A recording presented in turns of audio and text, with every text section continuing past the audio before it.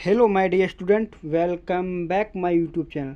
आज की इस वीडियो में हम आपके लेकर आया हूँ क्लास 10th विज्ञान का वायरल प्रश्न पत्र। जो छात्र 2025 की परीक्षा देने जा रहे हैं उनके लिए यह वीडियो बहुत ही इम्पोर्टेंट होने वाला है, क्योंकि इस प्रश्न पत्र ये बिल्कुल मॉडल पेपर 2025 का है। बिल्कुल सेम तरीके से आपका पेपर बोर्ड एग्जाम में आने वाला है। यह वीडियो अंत तक देख लेते हो, मेरी गारंटी आपका 40 से 50 नंबर इस पेपर से कवर हो जाएंगे। क्यों? क्योंकि इसमें जितने क्वेश्चन हैं वेरी मोस्ट इंपॉर्टेंट हैं, हर बार बोर्ड एग्जाम में आते हैं यहाँ पे, इसलिए यह बहुत ही वायरल प्रश्न पत्र है। 2025 में इसी आने की संभावना पूर्ण है। तो चलो वीडियो को शुरू करते हैं। आपको मैं बताऊंगा आपकी कितनी तैयारी होगी इस पेपर से, आपको पता चल जाएगा।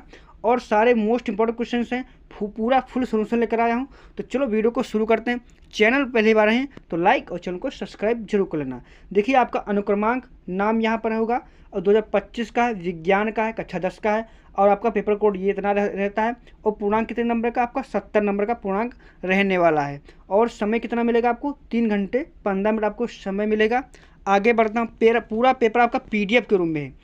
और देखिए निर्देश दिए हैं, प्रश्न पत्र को अच्छे से को पढ़कर ही बोर्ड एग्जाम में प्रश्न पत्र को हल करना है। इस प्रकार से ये आपके निर्देश दिए हैं। प्रारंभ के 15 मिनट परीक्षार्थियों को प्रश्न पत्र पढ़ने के लिए निर्धारित है, यानी कि 15 मिनट आपको क्या करना है? प्रश्न पत्र अच्छे से पढ़ लेना है। प्रश्न पत्र 2 खंडों खंड आ तथा खंड वा में विभाजित है। खंड आ खंड वा 3 उपभागों में 1, 2, 3 में विभाजित है। प्रश्न पत्र के खंड में आ में बहुविकल्पी प्रश्न हैं, जिनको उनके सम्मुख अंक दिए हुए हैं। इनको अच्छे से आपको नीले पेन से आपको ओमार शीट पर भरना होगा। खंड आ में बहुविकल्पी प्रश्नों के प्रत्येक प्रश्न के लिए अंक निर्धारित है। एक अंक कितना अंक? एक अंक निर्धारित है। कुल प्रश्न कितने रहेंगे? 20 रहने वाले हैं, और आपको सभी प्रश्न करना अनिवार्य है। ये निर्देश आपको अच्छे से पढ़कर ही पेपर को हल करना स्टार्ट करना, क्योंकि आपको 15 मिनट इसका मिलता है समय। मैं पूरा सॉल्यूशन लेकर आया हूँ, तो शुरू करते हैं। देखिए खंड आ में आपका क्या दिया है? उपभाग 1 बहुविकल्पी प्रश्न रहने वाले हैं। कितने? 20 बहुविकल्पी प्रश्न और 20 नंबर के आपके रहने वाले हैं। अब पहला प्रश्न आपका क्या कह रहा है, आपको सोच समझकर उसका उत्तर देना है। आपके कितने नंबर 20 विकल्पी में कितने नंबर आपके आए ये कमेंट में आपको बताना है, और कितना आप पेपर कर सकते हो ये भी आपको कमेंट में बताना है। तो कह रहा है उत्तल दर्पण से प्रतिबिंब सदैव बनता है। तो आपको पता होगा उत्तल दर्पण से प्रतिबिंब कैसे बनता है। उत्तल दर्पण से प्रतिबिंब सदैव बनता है। कैसे बनता है आपको बताना। वक्रता केंद्र तथा फोकस के बीच, वक्रता केंद्र तथा अनंत के बीच, ध्रुव तथा फोकस के बीच, या कहीं भी बन सकता है। वह वस्तु की स्थिति पर निर्भर करता है। तो इसका राइट आंसर आपको सोच समझ कर बताना है। इसका राइट आंसर क्या हो जाएगा? ऑप्शन नंबर सी वाला करेक्ट होगा। ध्रुव तथा फोकस के बीच उत्तल दर्पण से प्रतिबिंब सदैव बनता है। तो ऑप्शन नंबर सी वाला राइट हो जाएगा। प्रश्न संख्या दूसरा आपका कह रहा है कि जब श्वेत प्रकाश यानी कि जब प्रकाश किरणें एक माध्यम से दूसरे माध्यम में जाने पर अभिलंब से दूर हटती है, यानी कि आपका एक माध्यम इस प्रकार से ये हो गया आपका, ये क्या घना माध्यम हो गया यहाँ पर। ठीक इस प्रकार से अब मान लो इधर कर लो। इस प्रकार से आपका मैं आपको पूरा फुल सोल्यूशन लेकर आया हूँ, ये आपका होगा। ठीक, अब यहाँ से मान लो किरण एक आई, यहाँ से मतलब क्या क्या कह रहा है कि जब प्रकाश किरण एक माध्यम से दूसरे माध्यम में जा रही है, एक माध्यम से मान लो ये आपका सघन माध्यम से है और विरल माध्यम में जाएगा। जब विरल माध्यम में जाएगा तो क्या होगा? वो धीरे धीरे दूर ही हटता चला जाएगा। क्या होगा? प्रकाश दूर ही हटेगा जब विरल माध्यम में जाता है। तो यानी कि क्या हो जाएगा?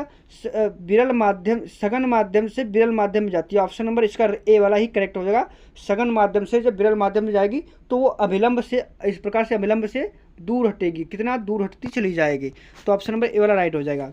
प्रश्न संख्या तीसरा कह रहा है कि एक उत्तल लेंस की फोकस दूरी 15 सेंटीमीटर है।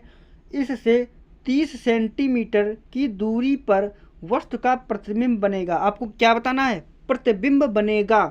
तो आपको सूत्र ही पता होगा, 1/f बराबर 1/v माइनस 1/u। यही तो प्रश्न है आपका। f कितना दिया है? प्लस का 15 दिया, क्योंकि 15 दिया है क्योंकि उत्तल लेंस है। इसका आपकी फोकस दूरी हो गई, और इससे 30 सेंटीमीटर दूरी कितनी दी है? आपकी दूरी आपकी 30 दी है, वो भी माइनस की रहेगी। माइनस की आपको v ज्ञात करना है, तो आप आसानी से मान इसमें रखोगे तो आसानी से आपका 15 आ जाएगा। ऑप्शन नंबर सी वाला रहेगा। 15 सेंटीमीटर वस्तु के दूसरी ओर वस्तु उल्टा वस्तु के आकार का बनेगा। सॉरी, यहाँ पर 15 सेंटीमीटर वस्तु की आभासी, डी वाला राइट हो जाएगा। क्या हो जाएगा? डी वाला राइट हो जाएगा। डी वाला आभासी और सीधा बनता है ना, तो डी वाला करेक्ट होगा। मैंने आपको बता दिया, आपको इसको हल करके बताना है। प्रश्न संख्या चौथा कह रहा कि जब सफेद प्रकाश की एक प्रिज्म से गुजरता है तो निर्गत प्रकाश में प्रिज्म के आधार से दूरस्थ का रंग होता है। यानी कि जब प्रकाश क्या होता है, जब सफेद प्रकाश एक प्रिज्म से गुजरता है, प्रिज्म आपका कैसा होता है, प्रिज्म में आपको बना कर दिखाता हूँ, ये इस प्रकार से प्रिज्म होता है। अब ये प्रकाश यहाँ से गुजरेगा, यहाँ से प्रकाश आया तो ये इस प्रकार से हो गया, तो क्या होगा, प्रकाश इस प्रकार से बिछड़ जाता है ना, आपका क्या हो जाता है, बिछड़ जाता है। तो आपको पता है विवगोर, यहाँ पर विवगोर वी यहाँ पर रहेगा ना आर। अब विचलन किसका सबसे कम होता है, रेड का विचलन सबसे अधिकतम होता है, कम होता है, और विवगोर यानी व्यंगनी का सबसे अधिक विचलन होता है। तो यहाँ पर क्या बता रहा है, जब सफेद प्रकाश एक प्रिज्म से गुजरता है तो निर्गत प्रकाश प्रिज्म के आधार से दूरस्थ प्रकाश का रंग कैसा होता है, वी से क्या, विवगोर यानी कि वेंगनी, वायलेट वेंगनी होगा। ऑप्शन नंबर डी वाला करेक्ट होगा। और रेड का विचलन सबसे कम होता है, लेकिन तरंग धैर्य सबसे ज़्यादा किसकी होती है, तरंग धैर्य आपकी सबसे ज़्यादा इसकी होती है, रेड की होती है, और आपका उससे कम इसकी होती है। तो आपको ये इस प्रकार से हो गया। प्रश्न संख्या पाँचवा कह रहा है कि एम्पियर सेकंड किसका मात्रक, एम्पियर सेकंड आपको एम्पियर से पता होगा किसका मात्रक होता है, तो एम्पियर आपका विद्युत धारा का मात्रक होता है। प्रश्न संख्या आपका अगला बढ़ता है। प्रश्न संख्या आपका अगला कह रहा है कि निम्न में से किस माध्यम में प्रकाश की चाल न्यूनतम होती है। न्यूनतम मतलब प्रकाश सबसे अधिक कम में गुजरता है। तो आपको पता होगा, देखो कांच में भी आपका प्रकाश सीधे निकल जाता है, हल्का तिरछा होकर, तब भी आपका स्पीड में चलता है।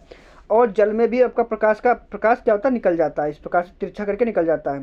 केरोसिन भी आपका निकल जाता है। लेकिन जो हीरे का है ना, इसका चाल न्यूनतम होती है। हीरा क्या होता है, इसका अपवर्तनांक सबसे अधिक होता है, 2.42 होता है। ये आपका इसका क्या होता है, अपवर्तनांक होता है। अपवर्तनांक मतलब इसका बहुत ही अधिक होता है, जिसके कारण क्या होता है, प्रकाश टकराकर फिर वापस हो जाता है। इस प्रकार से क्या होता है, विचलित कम बहुत कम इसका विचलन ज़्यादा हो जाता है, जिसके वजह से क्या होता है, इसकी न्यूनतम चाल रहती है। ऑप्शन नंबर ए वाला करेक्ट हो जाएगा। प्रश्न संख्या सातवां कह रहा है चुंबकीय क्षेत्र की तीव्रता का मात्रक है। आपको इसमें मात्रक बताना है। तो चुंबकीय क्षेत्र का मात्रक क्या होता है, न्यूटन प्रति एम्पियर मीटर होता है। क्या होता है, न्यूटन प्रति एम्पियर मीटर होता है। इसका ऑप्शन नंबर क्या हो जाएगा, ऑप्शन नंबर डी वाला राइट हो जाएगा, न्यूटन प्रति एम्पियर मीटर होता है। अब मैं आगे बढ़ता हूँ उपभाग 2 में। आप उपभाग 2 क्या दिया, आपका केमिस्ट्री से आ गया है। आपको केमिस्ट्री का मैं हल कराता हूँ। देखिए, शुद्ध जल का पीएच मान है, आपको शुद्ध जल का पीएच मान बताना है 0.784। तो शुद्ध जल का पीएच मान कितना होता है, तो आपको पता होगा एक स्केल कितनी होती है, एक स्केल आपकी होती है 0 से बीच में 7 होता है, और यहाँ पर 14 होता है। 0 से 7 कितना रहेगा, 0 से 7 रहता है आपका, कितना रहता है, अम्लीय रहता है, और उसके अधिक क्षारीय होता है। जो 7 वाला होता है वो उदासीन होता है। और जल का भी पीएच मान कितना होता है, 7 ही होता है। Right answer option number B वाला राइट हो जाएगा। प्रश्न संख्या में अगली ओर बढ़ता हूँ। पूरा सॉल्यूशन लेकर आया हूँ, तो वीडियो को लाइक, चैनल को सब्सक्राइब जरूर कर लेना। एंटीमनी है धातु, उपधातु, अधातु, मिश्र धातु। तो एंटीमनी क्या है, एंटीमनी एक आपकी उपधातु है। क्या बताना है, एक उपधातु। ऑप्शन नंबर बी वाला राइट हो जाएगा। प्रश्न संख्या अगला कर रखे एस्टल्डिहाइड का आईपीएससी नाम है एस्टल्डिहाइड यानी कि CHO समूह होगा, CH3CHO ये होगा इसका और सूत्र हो जाएगा। अब इसका तुम्हें आईपीएससी नाम बताना है। तो कार्बन कितनी है, 1 2 कार्बन है। 2 कार्बन को क्या कहते हैं, 2 कार्बन को कहते हैं क्या कहते हैं, एथ। क्या कहते हैं, एथ। इसमें जुड़ता क्या है, CHO में नल या अल जुड़ जाता है, तो यहाँ पर नल जोड़ देता हूँ, तो क्या होगा, एथेनल हो जाएगा, एथेनल। ऑप्शन नंबर बी वाला राइट हो जाएगा। तुक्का नहीं लगाना, आपको इसको हल करके ही करना है। अगला बढ़ता हूँ। प्रश्न संख्या आपका 11वां कह रहा है कि कार्बन परमाणु की संयुक्ता है 2 3 4 5। तो कार्बन परमाणु की संयुक्ता कितनी है, तो कार्बन परमाणु की संयुक्ता 4 होती है। ऑप्शन नंबर सी वाला, क्योंकि परमाणु क्रमांक 6 होता है तो इसकी संयुक्ता 4 रहेगी। अम्लगम होते हैं उपधातु, मिश्रधातु, यौगिक, विषमांगी मिश्रण। अम्लगम क्या होते हैं, विषमांगी मिश्रण होते हैं। ऑप्शन नंबर डी वाला राइट हो जाएगा। प्रश्न संख्या 13 कह रहा है सल्फ्यूरिक अम्ल में अम्लीय हाइड्रोजन परमाणु की संख्या है। आपको बताना है सल्फ्यूरिक अम्ल में अम्लीय हाइड्रोजन परमाणुओं की संख्या है 1 2 1 3 0। तो सल्फ्यूरिक अम्ल का सूत्र क्या होता है, H2SO4 होता है ना। तो यहाँ पर हाइड्रोजन की बताना है कितनी है, 2। तो ऑप्शन नंबर ए वाला राइट हो जाएगा। प्रश्न संख्या आपका अगला कह रहा है कि भाग 3 आपका आ गया है बायोलॉजी से, यानी कि जीव विज्ञान से। कोशिकीय प्रक्रम में ऊर्जा मुद्रा है। ऊर्जा के सिक्के किन्हें कहते हैं, माइटोकॉन्ड्रिया एटीपी को, पाइरुवेट को, ग्लूकोज को। तो आपको पता है ऊर्जा किसके कितने कहते हैं, एटीपी को। ऊर्जा के सिक्के जो माइटोकॉन्ड्रिया में पाए जाते हैं एटीपी को एटीपी बोला जाता है। पित्तरस का स्राव होता है पित्ताशय से, यकृत द्वारा, अग्नाशय द्वारा, अमाशय द्वारा। तो पित्तरस का स्राव क्या कहाँ होता है, यकृत में। ऑप्शन नंबर बी वाला राइट हो जाएगा। प्रश्न संख्या 16 कह रहा है कि प्राक कोश में होते हैं बाह्यदल, बीजांड, अंडाशय, प्राक्कण। तो आपको पता है प्राक कोश में प्राक्कण होते हैं, क्या होते हैं, प्राक्कण। ऑप्शन नंबर डी वाला राइट हो जाएगा। प्रश्न संख्या आपका अगला 17 कह रहा है कि पत्तियों पर कलियां विकसित होती हैं, पत्तियों पर कलियां विकसित होती हैं। पुदीना में इनमें से कोई नहीं, आलू में, बायोफिल्म में। तो क्या किसमें विकसित होती हैं, बायोफिल्म में क्या होती हैं, पत्तियों पर कलियां विकसित होती हैं। प्रश्न संख्या आपका अगला कह रहा है कि एक लिंगी फूल का उदाहरण है पपीते का फूल, गुलाब का फूल, सरसों का फूल, आम का फूल। देखिए आम का फूल भी क्या होता है, बहुलिंगी होता है, द्विलिंगी होता है। सरसों का भी द्विलिंगी होता है, गुलाब का भी द्विलिंगी होता है, लेकिन पपीते का फूल होता है वो एक लिंगी होता है। ऑप्शन नंबर ए वाला राइट हो जाएगा। प्रश्न संख्या अगला बढ़ता हूँ। प्रश्न संख्या आपका 19 कह रहा है कि एक स्वस्थ मनुष्य में सामान्य रक्तदाब होता है। ये very very most important question हैं, सारे बोर्ड एग्जाम में आए हुए हैं। तो इसका राइट आंसर क्या हो जाएगा, 120/80। ये आपको याद रखना, ये बहुत ही इंपॉर्टेंट क्वेश्चन है। प्रश्न संख्या में अगला बढ़ता है। प्रश्न संख्या आपका 20 कह रहा है कि मनुष्य में वक्र एक तंत्र है, भाग है जो संबंधित है। वक्र मतलब आपका किडनी, किडनी किससे संबंधित है, पता आपको वक्र से, यानी किससे संबंधित है, उत्सर्जन से। ऑप्शन नंबर सी वाला राइट हो जाएगा। आपका देखो वर्णात्मक विकल्पी प्रश्न आपके 20 के 20 हो गए। आपको कमेंट में बताना है 20 में आपका कितना नंबर आया हुआ है। 20 में 20 आया, 20 में 17 आया, 20 में 16, ये आपको कमेंट में करके बताना है। मैं अब यहाँ पर वर्णात्मक प्रश्न कराने वाला हूँ।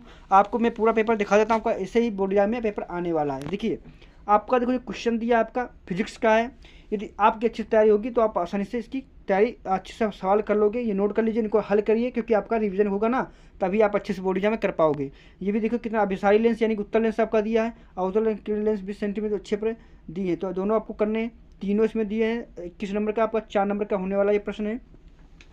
लेंस की अनुपस्थिति में किरणें कहाँ से फोकसित होती हैं, लेंस की फोकस दूरी 30 सेंटीमीटर है, ये आपको इसमें बताना है। और देखिए आपका 23वां क्वेश्चन क्या कह रहा है कि 22, 32 तथा 60 की 3 प्रतिरोधों को किस प्रकार जोड़ा जाए ताकि 40 और 10 का तुल्य प्रतिरोध प्राप्त हो। यानी कि 40 तथा 10 का तुल्य प्रतिरोध, यानी कि श्रेणी क्रम में जोड़ें, मतलब 22 और 32 और 60 को क्या किसमें श्रेणी क्रम में जोड़ें या पाँच क्रम में जोड़ें कि हमारा प्रतिरोध 40 आए, या फिर तीनों का तुल्य प्रतिरोध आपको बताना है 10 आए। तो किसमें जोड़ना है ये आपको बताना है। अब मैं आगे बढ़ता हूँ। अगले देखो इसका देखिए 24 कह रहा कि घरेलू विद्युत वितरण में प्रयुक्त तारों के लिए नाम, काल तथा आवरण के रंग को लिखिए। तो जैसे सारे मोस्ट इंपॉर्टेंट है। यदि 24 वाला क्वेश्चन ऊपर नहीं कर पाते तो नीचे भी अथवा का मौका है, नीचे वाला भी प्रश्न कर सकते हो। धारावाही चालक के आपको किन किन कारणों के ऊपर निर्भर करता है ये आपको बताना है। उपभाग 2 आ गया है। इसमें देखिए क्या है, निम्नलिखित में युग्मों के संरचना सूत्र लिखिए। आपको इनको संरचना सूत्र बताना है। एक नंबर यानी कि 4 नंबर के आपके रहने वाले एथेनोइक अम्ल, मेथेनल, 1 क्लोरोप्रोपेन, नाइट्रोमेथेन, ये आपके संरचना सूत्र बनाकर आपको इनको पहले इनको क्या लिखना, अणु सूत्र लिखना। उसके बाद आसानी से आपको क्या करना, एथेनोइक अम्ल यानी कि CH3COOH, इसका क्या बनाना, आपको क्या बनाना, IPSC नहीं, इसका बनाना आपको क्या बनाना, संरचना सूत्र बनाना है। तो आप पहले अणु सूत्र लिखिए। मेथेनेल यानी कि CH3 मेथेनल CHO, इसका आपको बताना है। आगे देखिए HCHO। अब क्लोरोफ्लो ये आपका दिया है। इस प्रकार से आपको देखिए विद्युत रासायनिक श्रेणी को स्पष्ट कीजिए और 2 अनुप्रयोग लिखिए। विद्युत रासायनिक श्रेष्ठ को स्पष्ट कीजिए। आपका कितना सरल आ गया क्वेश्चन। मिश्र धातु किसे कहते हैं ये आपको बताना है। इनकी IPSC आपको बताना है। तो IPSC आपको अच्छे से तैयार कर लेना है, बोर्ड एग्जाम में बहुत ही इंपॉर्टेंट है। कार्बन की संयोजकता आपको बताना है कितनी होती है, संक्षिप्त टिप्पणी आपको लिखना है। बेंजोइक पाउडर खाने का सोडा बनाने का रासायनिक गुण भी देखो। आपका दूसरे चैप्टर से एक क्वेश्चन तो वेरी वेरी मोस्ट इंपॉर्टेंट बनता है, वो बोर्ड एग्जाम में 100% आने वाला ही है। आपका बेंजिक सोडा दे सकता है, या धावन सोडा दे सकता है, या प्लास्टर ऑफ पेरिस दे सकता है। इस प्रकार से 3-4 क्वेश्चनों में आपका एक क्वेश्चन आने वाला है। तो इनको अच्छे से गुण और इनके और रासायनिक सूत्र और उनका रासायनिक उपयोग क्या है ये आपको लिख लेना है, तैयार कर लेना है। अथवा मौका ऊपर नहीं कर पाते तो नीचे वाला कर सकते हो। देखिए नीचे 6 नंबर का ये भी है, ऊपर वाला 6 नंबर का, जो आपको सर लगे वो आपको बोर्ड एग्जाम में करना है। देखिए द्विस्थापन अपक्रिया, दार्शनिक योगात्मक अपक्रिया, इस प्रकार से केमिस्ट्री का हो गया। अब यहाँ पर आपका आ गया बायोलॉजी से। बायोलॉजी के क्वेश्चन मैं आपको दिखा देता हूँ। एक तंत्रिका न्यूरॉन की संरचना से बनाई, कितना सरल क्वेश्चन आ गया। लिंग गुणसूत्र से आप क्या समझते हैं, इसको भी बहुत सरल है। उत्पादकता उपभोक्ता में अच्छा अंतर देखना, मानव के हृदय की काट यानी कि मानव का हृदय आपको सचित्र वर्णन करना है, मानव के मादा जनतंत्र का भाग सचित्र वर्णन करना है, अथवा मौका पर नहीं कर पाते नीचे कर सकते हो। 3-3 6 नंबर का भी ये भी रहने वाला है। इस प्रकार से मैंने पूरा पेपर करा दिया है। वीडियो अच्छा लगा तो लाइक और चैनल को सब्सक्राइब जरूर करना, ऐसे ही वीडियो